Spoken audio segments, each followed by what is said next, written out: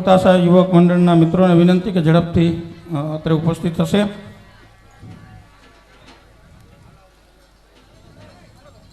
નકલંગ ધામ મંદિરના મહંત અને ગુરુવર્ય એવા દામજી ભગતનું સ્વાગત, સન્માન અને આવકાર કરશે. રાજપર ગૌસેવા અને ઢોલત્રાસા યુવક મંડળના મિત્રોને વિનંતી કે તેઓ ગુરુવર્ય દામજી ભગતને હાર પહેરાવશે અને શાલ ઓઢાડી તેઓ શ્રીનું સન્માન કરશે.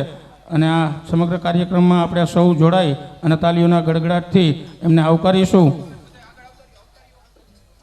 ઢોલતાસા યુવક મંડળના તમામ મિત્રોને ઝડપથી વિનંતી કે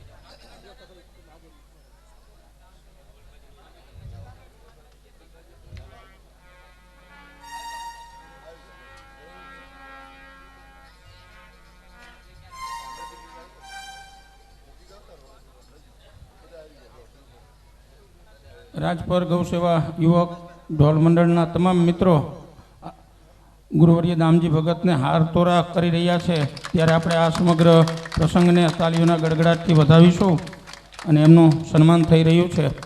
ત્યારે ફરીથી દામજી ભગતનો આપણે આભાર વ્યક્ત કરીએ અને તેઓને પોતાનું સ્થાન લેવા નમ્ર વિનંતી છે. અને યુવક મંડળના તમામ મિત્રોનો પણ આ તકે ખૂબ ખૂબ આભાર. ગુરુવર્ય દામજી ભગતને વિનંતી કે તેઓ પોતાનું સ્થાન સ્ટેજ ઉપર જ લેશે 2 મિનિટ માટે. વચ્ચે આપણે એક નાનો એવો કાર્યક્રમ લઈ લઈશું. મિત્રો, વર્ષોથી આ જેમને આ રાજપર ગૌસેવા યુવક મંડળની અંદર પોતાનું યોગદાન આપ્યું છે અને આજે જેઓ આપણી વચ્ચે નથી એવા સ્વર્ગસ્થ લાલજીભાઈ કાનજીભાઈ અઘારા કે જેઓ 29/8/2012ના રોજ આપણી વચ્ચેથી વિદાય લઈ ચૂક્યા છે અને આજે આપણી વચ્ચે નથી. એવા જ જેઓએ પ્રમુખ તરીકે પોતાની કામગીરી બિરદાવી હતી અને એવા જ સ્વર્ગસ્થ જયંતિલાલ ગણેશભાઈ વડગાસિયા, તેઓએ પણ આ ગૌસેવા યુવક મંડળની અંદર પ્રમુખ તરીકેની કામગીરી બજાવી હતી અને આજે જેઓ આપણી વચ્ચે નથી તેઓ 10/3/2017ના રોજ આપણી વચ્ચેથી વિદાય લઈ ચૂક્યા છે. ત્યારે આ બંને મિત્રોએ આ વર્ષોથી રાજપર ગૌસેવા યુવક મંડળને પ્રમુખ તરીકેની કામગીરી અદા કરતા રહ્યા અને આ સિવાય પણ આ ગૌસેવા યુવક મંડળની અંદર જે મિત્રોએ પોતાનું યોગદાન આપ્યું છે એવા તમામ મિત્રો અને આ સ્વર્ગસ્થ લાલજીભાઈ અને જયંતિભાઈને અત્યારે શ્રદ્ધાંજલિનો કાર્યક્રમ માત્ર 2 મિનિટ માટે આપણે રાખીશું. તો અત્રે ઉપસ્થિત તમામ ગ્રામજનો, આમંત્રિત મહેમાનો, બાળકો સૌને વિનંતી કે માત્ર 2 મિનિટ માટે આપણે સૌ પોતાની જગ્યાએ ઊભા થઈ અને 2 મિનિટ માટે આ શ્રદ્ધાંજલિના કાર્યક્રમમાં જોડાઈશું. અત્રેથી ઓમ શાંતિ બોલું ત્યારે સૌ કોઈએ પોતાના 2 હાથ જોડી અને પરમ કૃપાળુ પરમાત્માને આપણે પ્રાર્થના કરીશું અને પરમ શાંતિનો અનુભવ થાય એવી આપ સૌ પાસે અભ્યર્થના. ઓમ શાંતિ.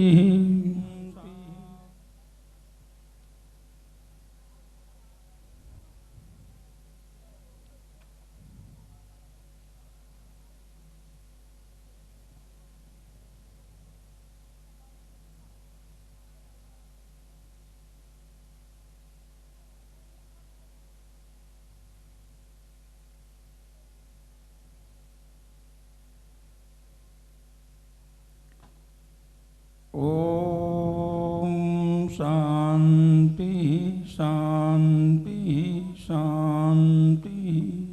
સૌને પોતાનું સ્થાન લેવા નમ્ર વિનંતી.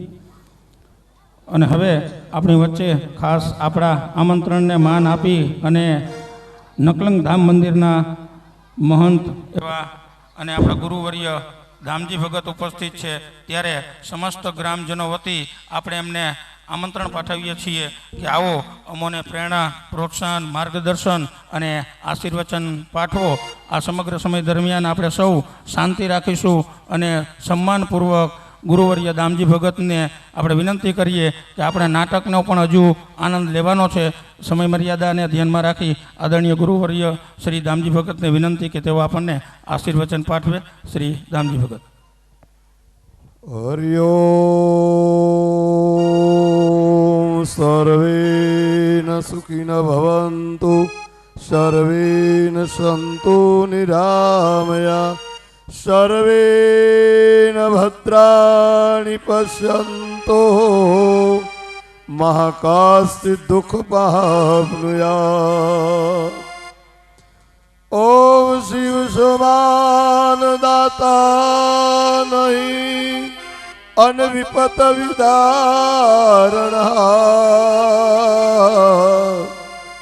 અબલજિયા મોરી રાખજો મારા શિવનંદી કે અસવા. શેષ નાગ કો ગલ પટક્યો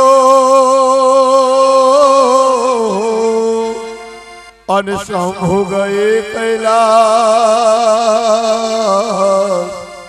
અખંડ તપસ્યા ધારણ કી જય જય જય ભોલેનાથ, જય જય જય ભોલેનાથ. બોલીએ ગૌરી ગાય માતનો. આ બેનો માં તો શું સાંભળવા આવ્યા, નાટક જોવા આવ્યા તો જે તો બોલાવતા જ નથી. ગાય માતાને યાદ કરો તો માનો આશીર્વાદ વરે. મારા બાપ જબરજસ્ત જય બોલાવીએ, બે હાથ ઊંચા કરી અને માં ગૌરી ગાય ને યાદ કરો. બોલી ગૌરી ગાય માતનો, ગૌરી ગાય માતનો. વાહ વાહ વાહ, ખૂબ ધન્યવાદ. હવે કઈક એવું રૂડું લાગે કે આપણે કાંઈક આ ધરતીમાં ધર્મનું કાર્ય કરવા જઈ રહ્યા છે. વાલા ભક્તો, રાજપર ગામ ઢોલ ત્રાસા યુવક મંડળ ગૌશાળા ચેરિટેબલ ટ્રસ્ટ આયોજિત આ ગૌશાળા ચાલી રહી છે વર્ષોથી. આમ તો મારે રાજપરમાં ઘણીવાર આવવાનું થયું, પણ ગૌશાળા નિમિત્તે સૌ પ્રથમ આપને ત્યાં હું આવ્યો છું, આપના આશીર્વાદ લેવા અને ઠાકરના આશીર્વાદ દેવા. વાલા ભક્તો, જીવનની અંદર એક ગાયનું મહત્વ જો માણસ સમજી જાય કે ગાય માતા એની ઉત્પત્તિ કેવી રીતે થઈ, ગાય માતાના જીવનમાં ગાય પ્રત્યે જે માએ પૂર્વ કાળમાં પ્રાચીન કાળની અંદર તમને મને હાચવાતા જે ગૌરી ગાયના ખોળામાં ઈ માએ આપણું રક્ષણ કર્યું હતું, ઈ ગાય આજ રજડતી હેરાન થતી દર દર ભટકતી અમારી ગાય જ્યારે દુખી હોય ત્યારે બાપ ઈ ગાયને જો આપણે હાચવશું તો ભવિષ્યમાં આપણા બાળકોને આપણા પરિવારને આ ગાય માતા હાચવશે, ગેરંટી સાથે કહું છું. વાલા ભક્તો, ગાયના વિશે તું બોલી શું શકું કે પૃથ્વી કા કાગજ કરું કલમ કરું વન રાય, અરે પૃથ્વી કા કાગજ કરું કલમ કરું વન રાય, સમુદ્ર કી શાહી કરું તો હે ભગવાન, હે મારી ગૌરી ગાય માં, તારા ગુણલા કેમ કરીને ગાવ બાપ, તારા ગુણ શું ગાઈ શકું. સજનો, ગાય માતા વિશે ભગવાન કૃષ્ણ ઉઘાડા પગે જો ગાયની સેવા કરતા હોય, પંચગવ્ય ગાય માતાનું પંચગવ્યનો ઉપયોગ તમે કરો.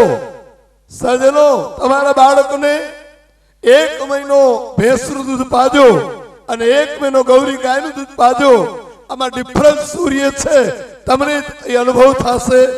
કારણ કે ગાયના દૂધ ઘીની અંદર ગાયનું ગોબર, ગાયનું ગૌમૂત્ર, ગાયનું દૂધ, ઘી, માખણ, આની અંદર એટલી તાકાત છે કે બાળકને તેજસ્વીતા, સ્મરણ શક્તિ, ઓજસ્વીતા, તાકાત આ બધું એ ગાયના પંચગવ્યમાંથી પ્રાપ્ત થાય છે. તો વાલા ભક્તો, આજ રાજપર ગામની અંદર અમારા યુવાન મિત્રો અર્ધ સરકારી કે સરકારી કોઈ આવક નથી, પણ મારા યુવાન મિત્રો કોઈ ભણતા હશે, કોઈ કોલેજ કરતા હશે, કોઈ સર્વિસ કરતા હશે, કોઈ બિઝનેસદારી હશે, પણ આ સમાજ વચ્ચે આપણી આ ભવ્ય ભાતીગળ સંસ્કૃતિને હાચવવા આજ ઘાઘરી પોલકા પહેરી આ ચુંદડી ઓઢી અને એકમાં ગૌરી ગાયને બચાવવા પોતાનું તન મન ને ધન યોગદાન આપે મારા યુવાન મિત્રોને તાલીઓથી વધાવો બાપ વધાવો. જો મારો આજ હનુમાન ન હોત ને, આજ મારો હનુમાન ન હોત તો મારી સીતાને કોણ બચાવત? આજ મારા યુવાન મિત્રો એ મારા હનુમાન વાનનું સ્વરૂપ છે બાપ, એ વાનનું સ્વરૂપ છે. અને આ કાર્યક્રમ દ્વારા ગામની અંદર એકતા આવે, સમાજમાં એકતા આવે, ગામમાં શાંતિ આવે. ગાયની સેવા દ્વારા આપણા જીવનની અંદર તમે અનુભવ કરજો, કોઈને પણ કઈ રોગ થયો હોય 180 રોગ આ ગાયના એક અર્ક જે વરે છે એ અર્કમાંથી 180 રોગ મટે. અરે તમને અનુભવ કહું કે તમને ટાઈમ મળે, શરીરમાં કોઈ તકલીફ હોય, તમને લકવા હોય, કોઈ ડાઘ સફેદ થતા હોય, કોડ લાગ્યા હોય, એ તમે જઈને ગાય ગૌરી ગાયના છાણમાં રોજ વાહિદા કરશો ને તમારા કોડ મટી જશે બાપ. ભવે ભવના દુઃખ ગાયની સેવા કરવાથી મટી જશે. આટલી તાકાત ગાયની અંદર રહેલી છે.